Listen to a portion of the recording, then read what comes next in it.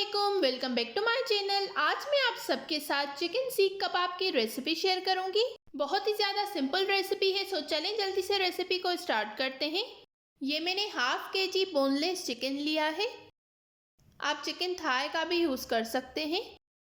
ये मैंने एक बड़े साइज़ का प्याज लिया है, इसको मैं ग्राइंड कर दूंगी।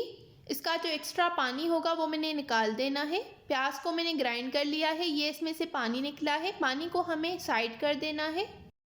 अब मैं सारी चीज़ों को ग्राइंड करूंगी। ये मैंने 6 से 7 लहसुन के जवे लिए हैं, 7 हरी मिर्चें, प्याज जिसका मैंने पानी निकाल दिया था, थोड़ा सा हरा धनिया।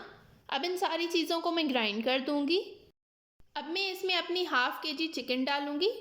ये कबाब बनाने में बहुत ही ज़्यादा आसान है और आप इन कबाब को बनाकर फ्रीज़ भी कर सकते हैं। अब मैं इसको 3 से 4 मिनट तक ग्राइंड कर दूंगी। चिकन को हमें बिल्कुल फाइन कर देना है।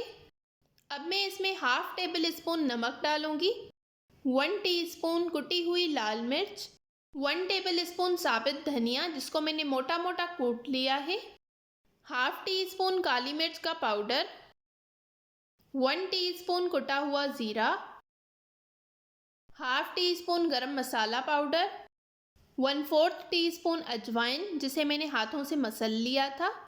ये मैंने 2 टेबल स्पून घी लिया है। मैंने चिकन में फ़ैट का यूज़ नहीं किया है। अगर आपके पास फ़ैट अवेलेबल हो तो आप चिकन के साथ फ़ैट भी ऐड कर सकते हैं। अगर आपके पास फ़ैट अवेलेबल ना हो तो आप घी का भी यूज़ कर सकते हैं। सारी चीज़ों को मैंने अच्छे से ग्राइंड कर लिया है।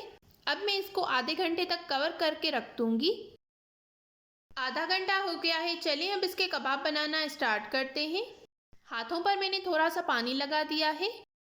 अब आपको जितने बड़े साइज़ के कबाब बनाने हैं आपने उतना ही मिक्सचर लेना है। ये मैंने 3 बारबेक्यू स्टिक्स ली हैं, उस पर मैंने टेप लगा दी है। आपने इसको प्रेस करते हुए कबाब की शेप दे देनी है।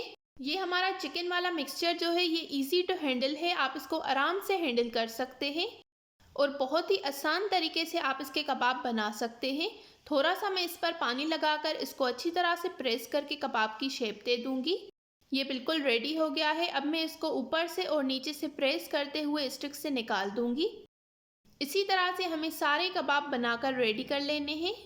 ये रेसिपी आपने एक बार ज़रूर ट्राई करनी है और मेरे साथ अपना फीडबैक कमेंट्स में ज़रूर शेयर करना है। इसी तरह से मैंने सारे कबाब बनाकर रेडी कर लिए हैं। ये मैंने एक पैन लिया है, उसमें मैंने थोड़ा सा कुकिंग ऑयल लिया है। कबाब को दोनों साइड से हल्का सा कुक करके मैंने निकाल दूंगी। इस तरह से आप इन कबाब को फ्रीज़ कर सकते हैं लंबे टाइम तक।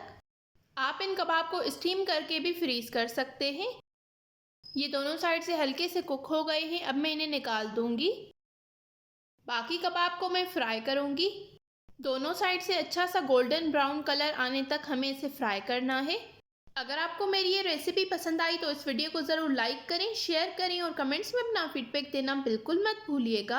अगर आप मेरे इस चैनल पर न्यू हैं तो इस चैनल को ज़रूर सब्सक्राइब करें इस तरह की और बहुत सारी न्यू और मज़े की रेसिपीज़ देखने के लिए। सारे कबाब पर अच्छा सा एक गोल्डन कलर आ गया है, अब मैं इन्हें निकाल दूँगी। मैं उम्मीद करती हूँ आपको मेरी ये रेसिपी पसंद आई होगी। मिलते हैं एक नई रेसिपी के साथ, तब तक के लिए थैंक यू फॉर वॉचिंग। अल्लाह हाफिज़।